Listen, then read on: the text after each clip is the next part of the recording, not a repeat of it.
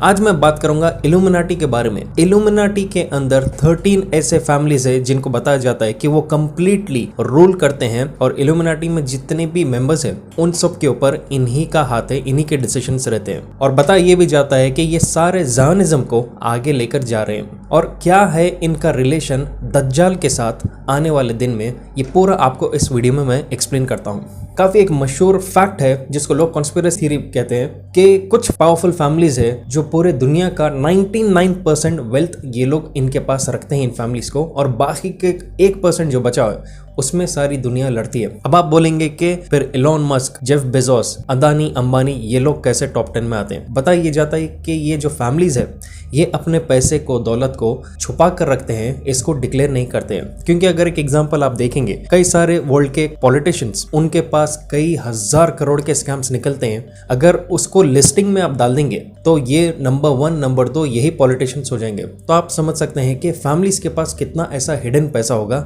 अगर मामूली से पॉलिटिशियंस के पास भी 50 से 1 लाख करोड़ रुपए वो कहीं ना कहीं छुपा कर रखते हैं। बताया ये जाता है कि ये 13 एलीट सीक्रेट इल्यूमिनाटी के फैमिलीज, वो हर चीज में उनका हाथ होता है, चाहे वो वर्ल्ड के पॉलिटिकल मैटर्स हो, बिजनेस हो और एंटरटेनमेंट इंडस्ट्री हो। इन 13 इल्यूमिनाटी के फैमिलीज के बारे में एक मशहूर ऑथर और इन्वेस्टिगेटर है जिसका नाम है फ्रिट्ज स्प्रिंगमायर। ये एक ऑथर और एजुकेटर है और इसने बहुत साल का डिटेलिंग किया और रिसर्च किया और एक बुक बनाया, द 13 इल्यूमिनाटी ब्लड लाइन्स। उसमें उसने कहा कि ये 13 इल्यूमिनाटी के फैमिलीज ये पूरी तरह सैटेनिस्ट है, शैतान को ही पूजा करते हैं। अब आप बोलेंगे कि ये सीक्रेट होते हुए कैसा एक्सपोज हो चुका?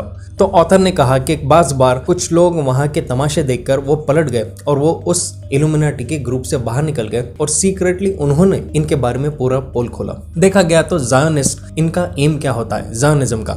ज़ायोनिज्म है अपना एक स्टेट बनाना, एक कंट्री बनाना जो यहाँ पर इसराइल है। क्योंकि वो लोग कहते हैं कि उनके प्रोफेसी के हिसाब से उनका अवेटेड मसाया, जिसको क्रिश्चियंस एंटी क्राइस्ट कहते हैं और इस्लाम में दज्जाल कहते हैं, वो उसकी तैयारी के लिए वो लोग वेट कर रहे हैं। और ये जो इल्यूमिनाटी की फैमिलीज है ये अलग अलग रिलीजन्स के है बोलकर अपने आप को बताते हैं ताकि लोग दीवाने बनते रहे ये समझकर कि ये शायद क्रिश्चियन है या कुछ इनमें से शायद मुस्लिम हो वगैरह। बताया जाता है कि ये लोग स्टॉक मार्केट्स कंट्रोल करते हैं, फार्मास्यूटिकल इंडस्ट्रीज, क्योंकि मेडिसिन में बहुत पैसा है। और बताया ये भी जाता है कि एड्स और कई सारे ऐसे डिजीजेस है जिसके बारे में इनको क्यूर भी पता है, लेकिन ये उसको नहीं रिलीज करते हैं ताकि वो फार्मास्यूटिकल इंडस्ट्री में कमा सके पैसा, दवाएं बेच कर। हो सकता है कि झूठ भी हो, लेकिन इस तरह से इंजाम इनके ऊपर है।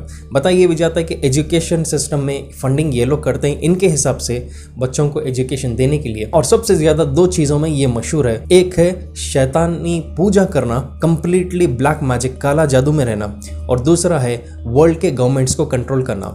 क्योंकि इनकी खासियत होती है कि किसी भी कंट्री के मेन लीडर्स को ये अपने अंडर खरीद लेते हैं या अपने ही पपेट को वहां पर ठहराते हैं। और उनका अभी फिलहाल मेजर एम एक फ्रेज है जो कई सारे लीडर्स जैसे कि George Bush senior, George Bush junior जो अमेरिका के प्रेसिडेंट्स थे, और इंडिया के प्राइम मिनिस्टर नरेंद्र मोदी ने भी ये फ्रेज कहा, और वो है NWO। ये एक ऐसा फ्रेज है जो US डॉलर के ऊपर भी प्रिंटेड है, और इस फ्रेज का मतलब है एक नया वर्ल्ड का रूल और सिस्टम इल्यूमिनाटी के हिसाब से। बुक में 13 फैमिलीज के बारे में काफ़ी डिटेल में एक्सप्लेनेशन दिया गया, लेकिन मैंने इसके कुछ की पॉइंट्स चुने हैं ताकि इस वीडियो को शॉर्ट और टू द पॉइंट रखे। सबसे पहले नंबर पर किताब में दिया गया है एस्टर फैमिली। इस फैमिली के बारे में यही बताया गया कि कई सारे की पॉलिटिकल पोजीशंस इनके हाथ पे है, और इतना खास है इनका फैमिली भी कि फॉर्मर अमेरिका का प्रेसिडेंट थियोडोर रूजवेल्ट, उसके बाद एक और अमेरिकन प्रेसिडेंट है जिसका नाम था फ्रैंकलिन रूजवेल्ट, ये दोनों एस्टर फैमिली के मेंबर्स थे। तो यहाँ पर कोई मजाक नहीं, अगर अमेरिका का प्रेसिडेंट आपके ही खानदान से 2 लोग निकलेंगे। और अगर रीसेंट केस में देखा गया तो रीसेंट ब्रिटिश प्राइम मिनिस्टर की वाइफ भी एस्टर फैमिली की है। अगले नंबर पर दिया गया है बंडी फैमिली। एक मशहूर आदमी था टेड बंडी जिसने कई सारे कत्ल किए, उससे इसका कोई ताल्लुक नहीं है, बल्कि ये एक अलग बंडी फैमिली है। इनमें से एक आदमी मशहूर जिसके बारे में बताया गया वो है मग जॉर्ज बंडी, और ये अमेरिकन प्रेसिडेंट का पर्सनल एडवाइजर था। और सिर्फ इतना ही नहीं, स्कल्स एंड बोन्स का ये एक मेंबर रह चुका और प्रेसिडेंट भी रह चुका। स्कल्स एंड बोन्स के बारे में मैं आपको बताऊंगा।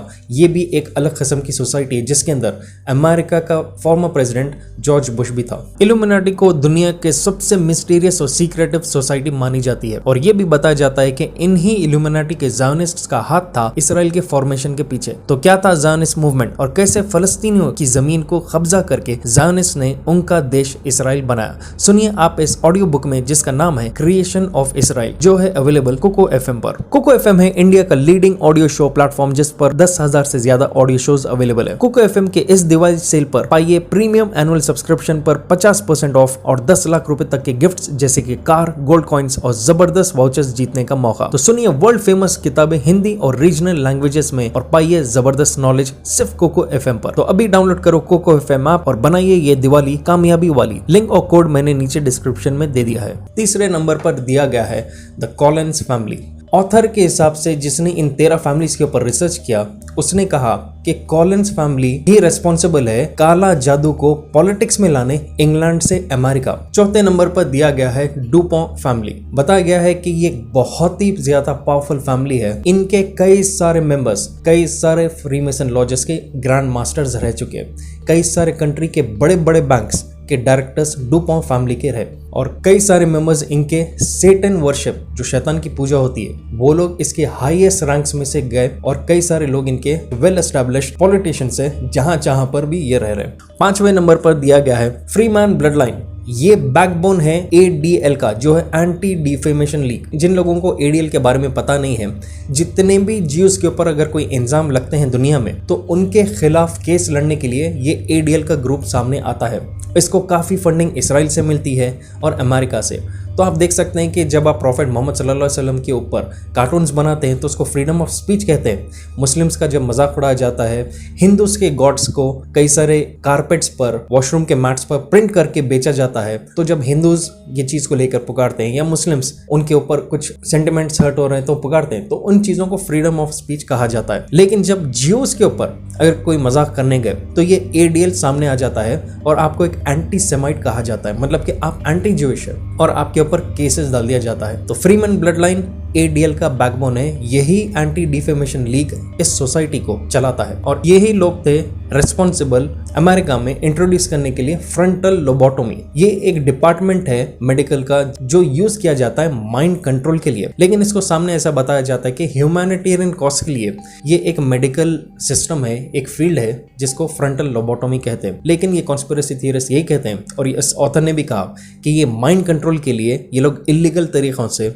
एक्सपेरिमेंट्स करते हैं इंसानों के ऊपर और इसको अमेरिका में इंट्रोड्यूस करने वाले लोग यही फ्रीमैन ब्लड लाइन के लोग हैं। नंबर 6 पर आता है मशहूर कैनेडी फैमिली। अगर आप कंफ्यूज्ड है तो JFK जॉन एफ कैनेडी ये भी इन फैमिली का एक हिस्सेदार था, जो अमेरिका का कंट्रोवर्शियल प्रेसिडेंट था। बाद में उसको मरवा गया था और कई सारे कॉन्स्पिरेसी थियरिस्ट ये कहते हैं कि उसने कुछ इल्यूमिनाटी के पॉलिसीज को फॉलो नहीं किया, जिसकी वजह से उसको रास्ते से हटाने के लिए बाकी के इल्यूमिनाटी के फैमिली मेंबर्स ने डिसीजन ले लिया था। कई लोग कहते हैं कि ये भी एक कॉन्स्पिरेसी है और उसको कोई पागल आदमी ने मार दिया, लेकिन एक पागल आदमी 4 अलग जगहों से 4 गोलियां नहीं मार सकता। तो आप समझ जा सकते हैं कि क्या कॉन्स्पिरेसी और क्या झूठ है। सिर्फ इतना ही नहीं, JFK की जो गर्लफ्रेंड थी वो एंटोन लेवी की भी गर्लफ्रेंड थी। दोनों एक ही वक्त एक ही लड़की को डेट करते थे और ये भी बताया गया कि तीनों एक साथ भी मिलते थे। एंटोन लेवी, जिन लोगों को पता नहीं है, ये एक ओपन शैतान को पूजा करने वाला, सबसे पहला शैतान का चर्च बनाने वाला अमेरिका का आदमी एंटोन लेवी है। तो आप यहाँ पर समझ जा सकते हैं कि कितना इंटरमिंगल्ड ये लोग थे उस वक्त। और JFK को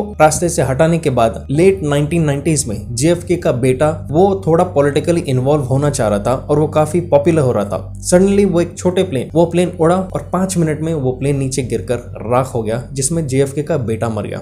ये मैंने क्यों कहा ये मैं आपको इसके बाद और डिटेल में बताता हूँ। 7वें नंबर पर आ रही है ली फैमिली। ये चाइना की एक मशहूर फैमिली है और जो लोग कहते हैं कि चाइना और अमेरिका दुश्मन है, ऊपर सब अपने आप को दुश्मन बताते हैं, लेकिन अंदरूनी ये सब हाथ मिलाकर रहते हैं। दीवाना तो ये हम आम पब्लिक को बनाते हैं। बताया जाता है कि ली फैमिली काफी गहरे दोस्त है रॉकफेलर फैमिली और रॉथशाइल्ड फैमिली के।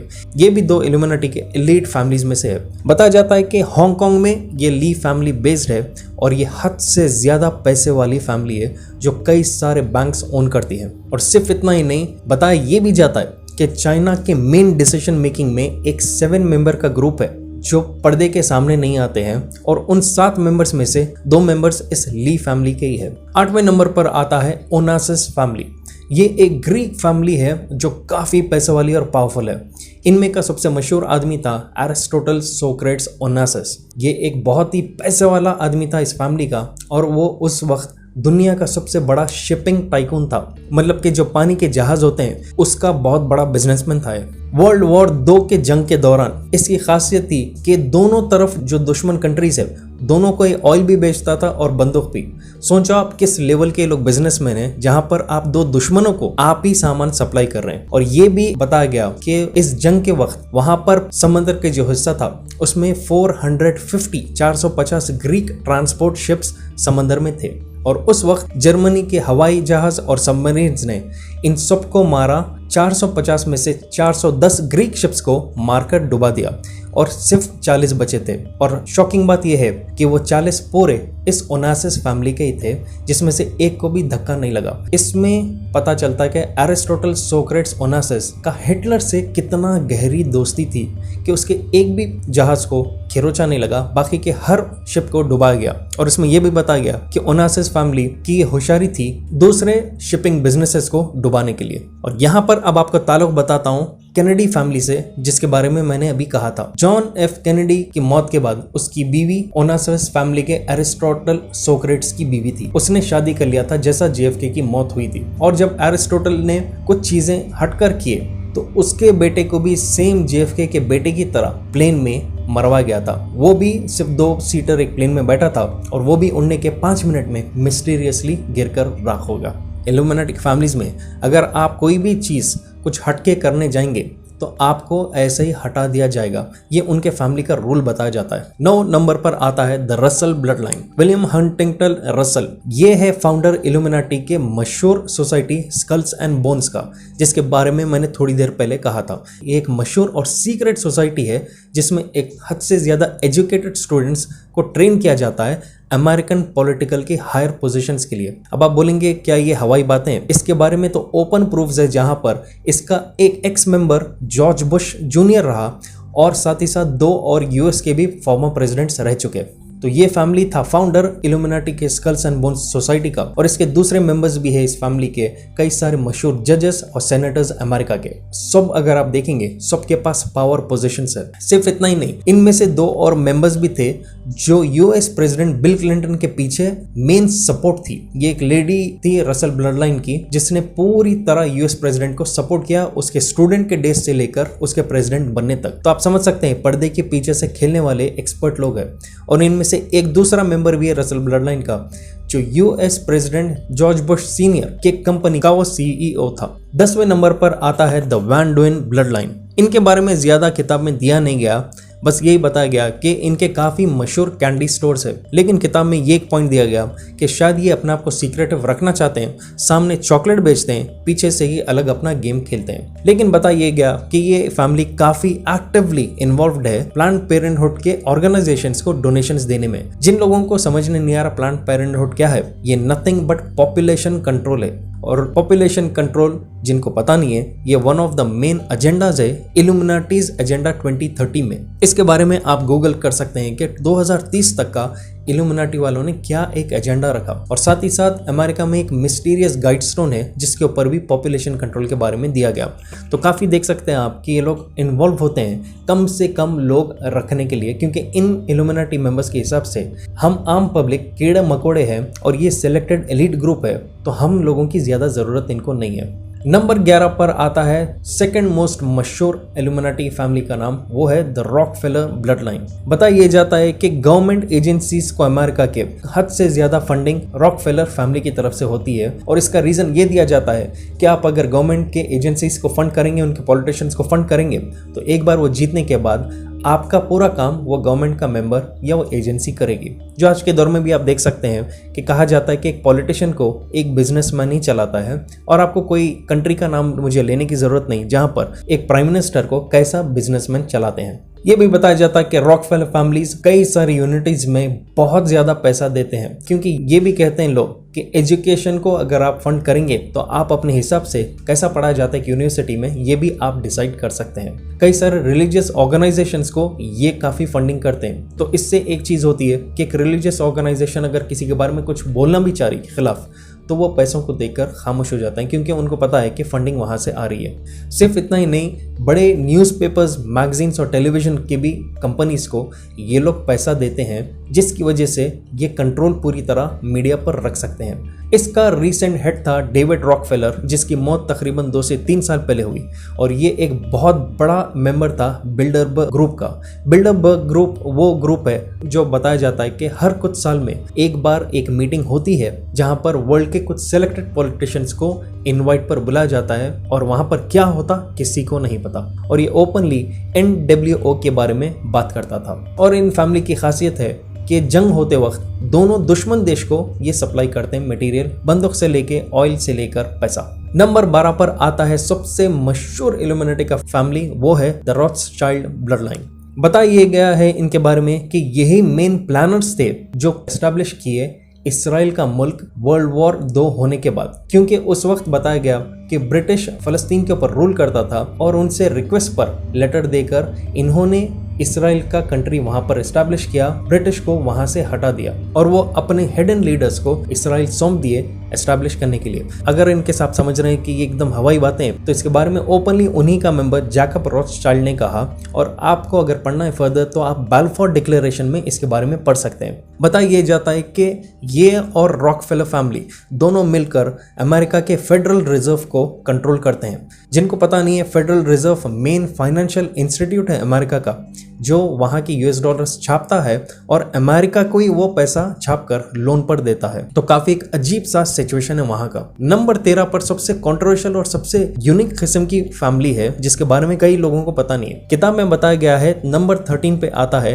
The मेरोविंगियन blood line. ये सबसे हिडन, छुपा हुआ और कंफ्यूजिंग ब्लड लाइन है, लेकिन बताया गया है कि पूरे फैमिलीज में सबसे इंपॉर्टेंट ब्लड लाइन ये मेरोविंगियन है, क्योंकि ये बताया गया कि ये ब्लड लाइन के बारे में कोई डिटेल नहीं मिलेगा आपको, कौन इसके मेंबर्स है उसके बारे में ज्यादा पता नहीं चलेगा, लेकिन बाकी के 12 फैमिलीज के ऊपर कंट्रोल ये लोग रखते हैं, क्योंकि ऑथर के हिसाब से ये बताया गया कि मेरोविंगियन ब्लड लाइन का ये मानना है और बाकी के पूरे फैमिलीज का यही मानना है कि इस 13th ब्लड लाइन में ही उनका अवेटेड मसीहा, जिसको क्रिश्चियनिटी में एंटी क्राइस्ट और इस्लाम में दज्जाल कहते हैं, उनका ये मानना है कि इस फैमिली में ही वो दज्जाल पैदा होगा। और इस ब्लड लाइन का बिलीव है कि इनके खानदान में जीसस जो है ईसा अलैहिस्सलाम, उनका खून है, और साथ ही साथ इनके खानदान में शैतान का भी खून है। मतलब कि एक अजीब वहशत किस्म का, शैतानी किस्म का इनका थॉट है। और ये कहते हैं कि ये दोनों तरफ से खून इनके पास आने की वजह से सबसे पावरफुल और सबसे होली फैमिली इन्हीं की है। बताया जाता है कि कोई भी वर्किंग पोजीशन में नहीं है, जिसकी वजह से कहीं पर भी दिख के नहीं आते,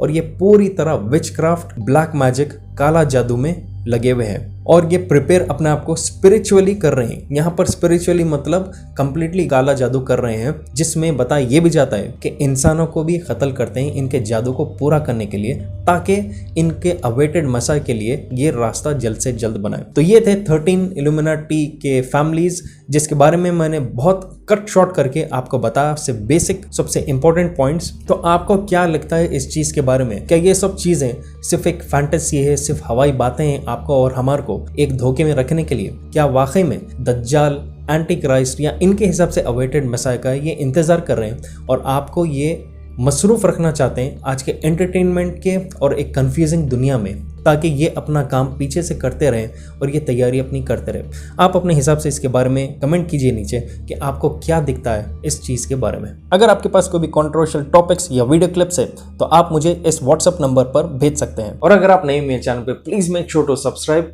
और शेयर कीजिए इस वीडियो को जितना हो सके। जब तक इंशाल्लाह I will be back soon again. Take care and अल्लाह हाफिज। तो अभी डाउनलोड करो कोको FM ऐप और बनाइए ये दिवाली कामयाबी वाली। लिंक और कोड मैंने नीचे डिस्क्रिप्शन में दे दिया है।